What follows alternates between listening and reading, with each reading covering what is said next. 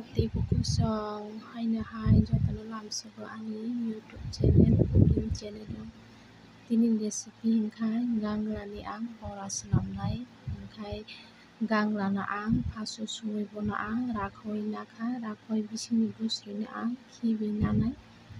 busrui soho hingke obo khagongnai hinui ang busrui khibinakha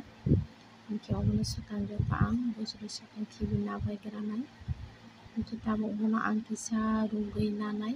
tamkhe rugyangkhai belai de khano hinui ang bono kisa rugui nanai 20 minute rok tiyar khainai beson nakha beson bai moida half cup nakha ang hingke o jaga o ang mosla add khainai mosla bokhe moso gura rok tai jira hingkai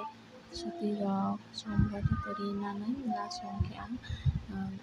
kalo jira add khlaikha sisa hingkai tabuk bono ang mix khainanai kaham khainai hingke bono asuk ang butui sol khaya otorkhainai hingke yango ang gangla munna naikha bono karinai gangla rungmani munkha hingke bono kari sinai ang kaisa mairang o kari nanai kari winai bono thanda khainai hingke yango thongo dikha karani hingke bono ang tabuk beson bai ang puli nanai puli bono semnai bora kisa thok kwbang nangbono ang beson sabolno jaga khiklai paikha ganglano hingke bono ang kaham khe puli nanai befono hingke bahai hingke tabuk puli ang thogo thokjaka khiklainai thok bangnani bagui o ang kaibrui semnai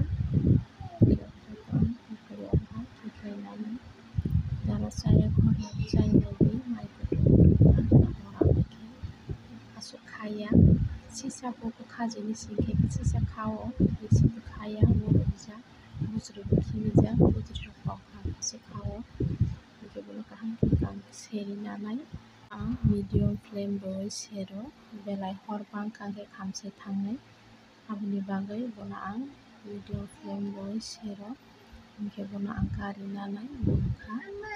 gangla khajaknai chaya rok boro obo hai seri chai naibi angkhe kwkha chao hingke angkhe hamjago hingke next ang abo hai semnai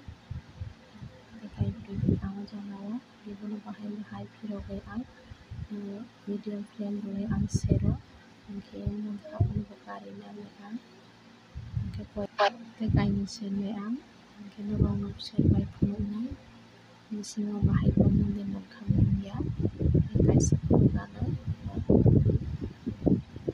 monkha hingke bahai bongkhani gango bora khaimani jaga kinoro like share comment and subscribe.